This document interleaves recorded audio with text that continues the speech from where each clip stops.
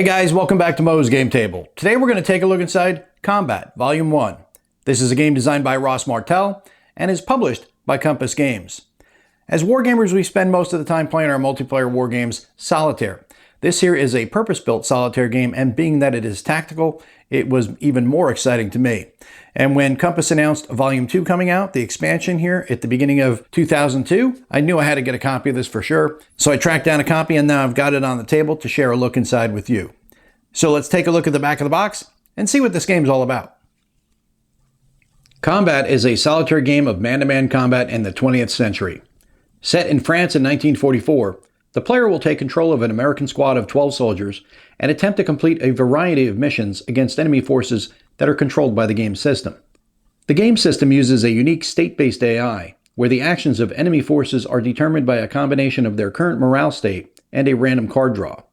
Aggressive enemies will be more likely to advance on your position or provide suppressive fire for their fellow soldiers, whilst shaken troops are far more likely to hide or retreat.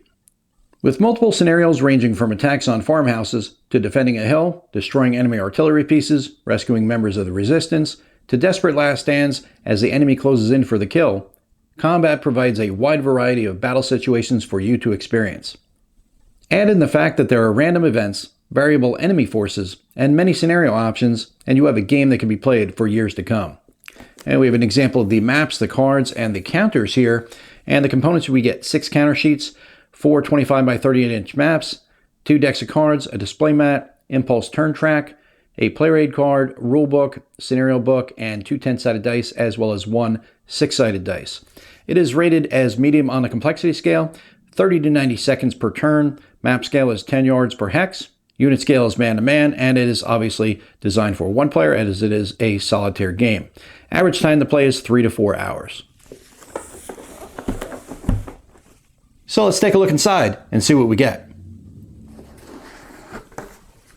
All right, we have our 2 decks of cards, our 3 dice,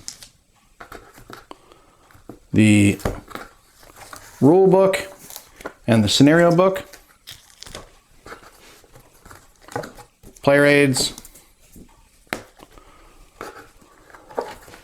our counter sheets, and our maps. So let's set up the maps and take a closer look at the game.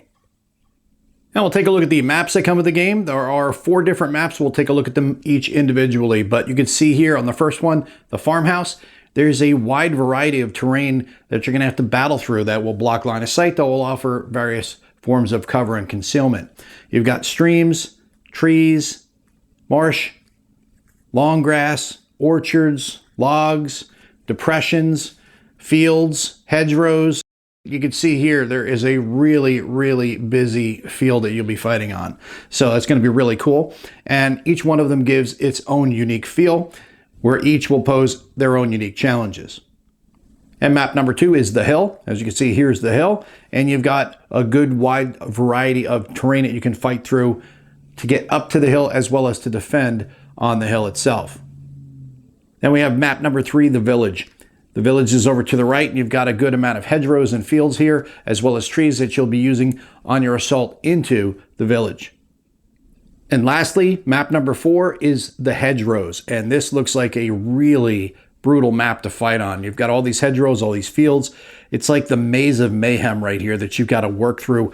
You've got a lot of trees here as well on the right-hand side that you can use to cover your movement. You've got small hills over here. You've got the long grass over on the left-hand side. So while there are some open areas that you'll have to contend with, there's a lot of concealment as well that you can use and cover to use to move across the map. But wow, this is going to be a really interesting map to fight on.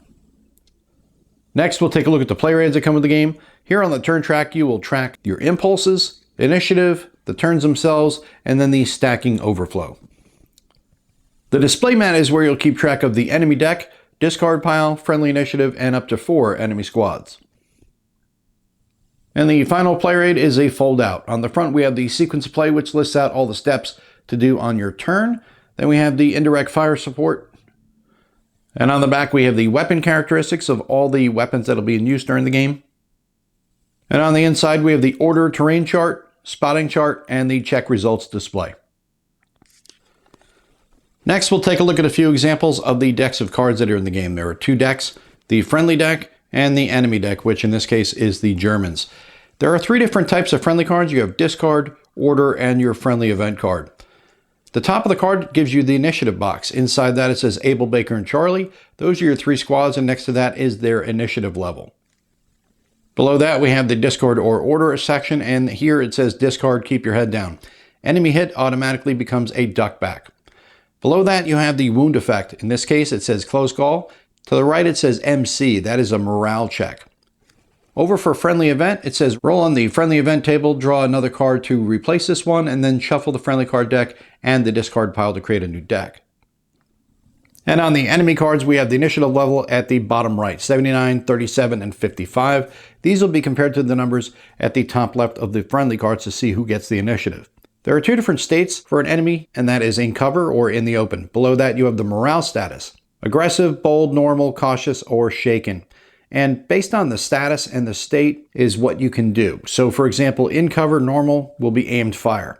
In the open, normal will be evade. And then to the far right, you see 5 GC. So to be evade 5, GC. GC is grenade and charge. And on the bottom, we also have rout and berserk.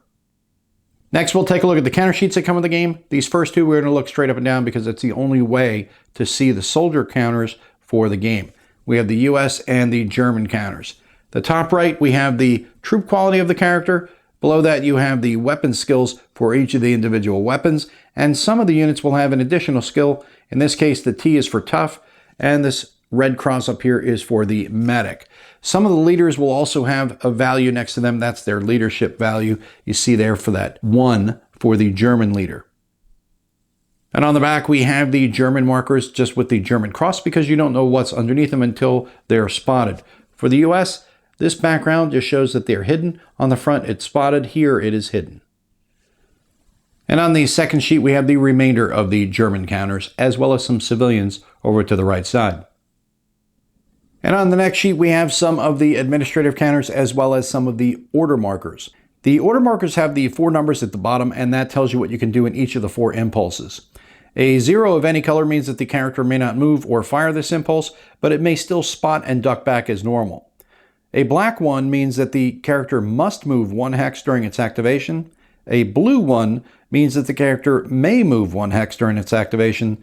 And a red 1 means that the character may fire if it has a loaded weapon and a known target in line of sight. A black 2 means that the character must move 2 hexes during its activation, and it cannot move in the same hex twice during its activation. And an M means that the character resolves a melee attack. And on some of the orders, you'll see letters to the right. An A means all. On the next sheet, we see more status markers and administrative counters. That continues on to the next sheet. And on the last sheet, we finish with the German order markers. Next, we'll take a look at the rules. This is a 32-page full-color rulebook. The inside of the front cover, we have the table of contents, the introduction, and then the definitions, which explains to you the different acronyms and words used in the game. Then we start off with the rule of 0, which explains to you how you can almost always get a chance to hit something.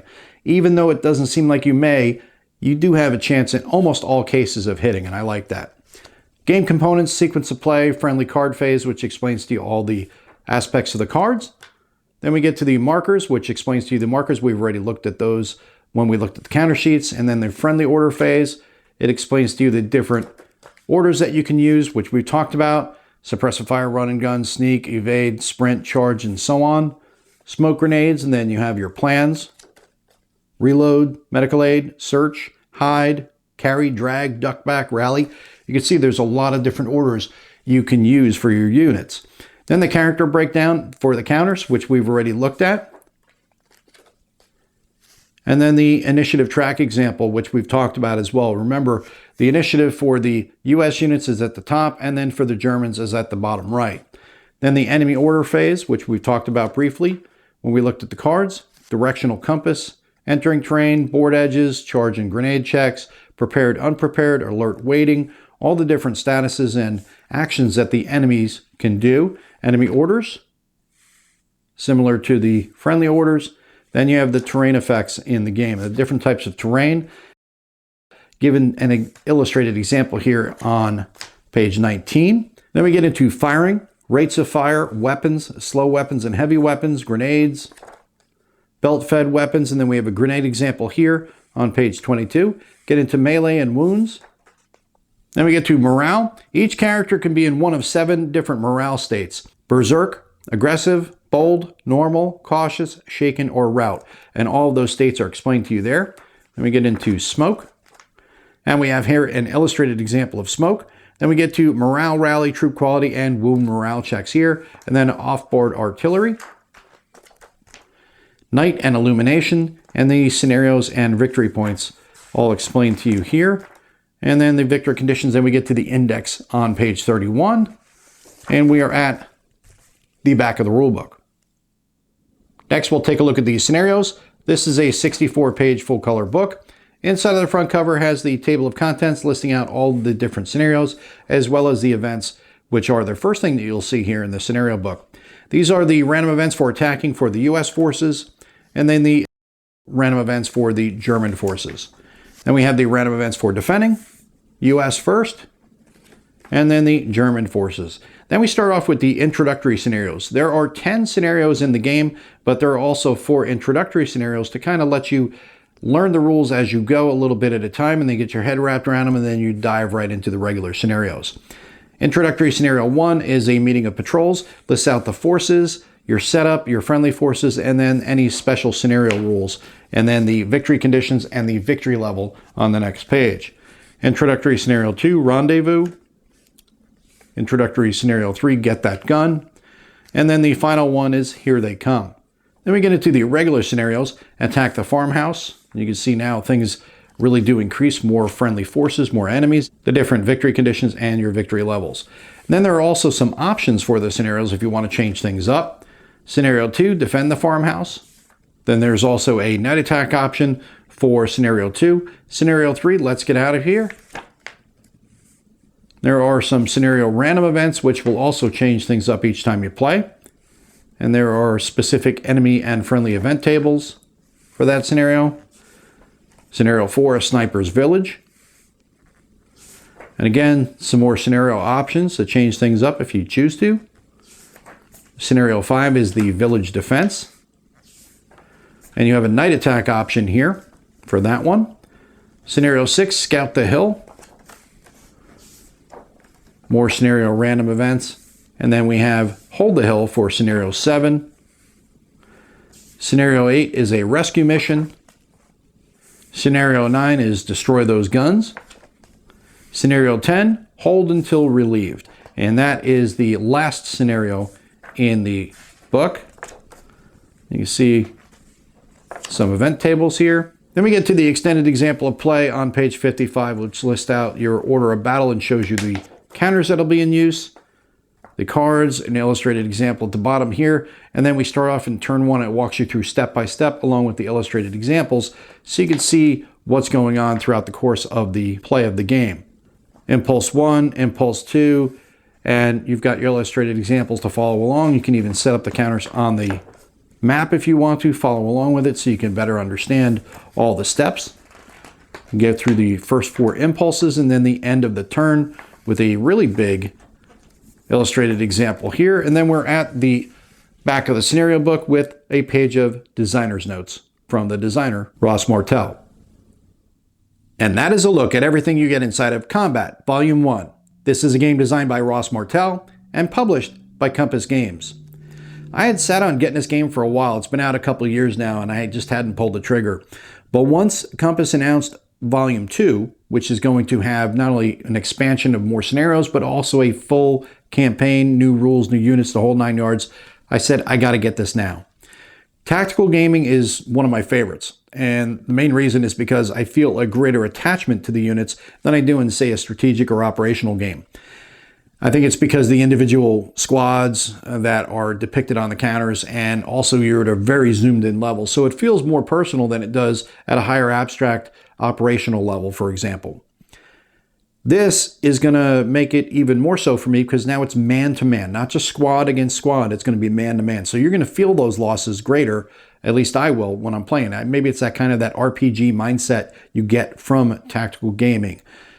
Each scenario will create its own narrative, and you'll see maybe a certain counter will just always act really, really well for you. And it becomes like you're the hero in your own mind, which again is part of the narrative process of the game. And I think that's why tactical gaming is so much fun. This one looks really, really interesting, and I love the different types of terrain that's on the map, and I love the fact that you have optional rules that you can change things up with each of the scenarios, and that gives it greater replayability. The cards will also obviously give greater replayability because there's a lot of chance that's going to happen as far as what unit comes out, what unit activates, what they're going to be able to do, so on and so forth. But this has a lot of legs on it, this system, and they're just in Europe. I'm hoping that they're going to do East Front at some point, as well as, of course, Pacific. So hopefully this will be a long-running series for Compass, and Ross Mortel will be able to give us everything we want from a tactical game. And then maybe even a hint, Ross, I'd love to see a modern version of this as well, because I love me some modern gaming, as everybody knows. But really looking forward to getting this one on the table. And if you want to see a playthrough of the game, go check out my buddy Nate's channel, The Gimpy Gamer. He did a great walkthrough of this, and it will help you understand the game a lot better than just my quick preview here. Well, I hope that helps you guys out if you've been curious about this one. You have any comments or questions, post them down below. Thanks for tuning in, guys. See you next time.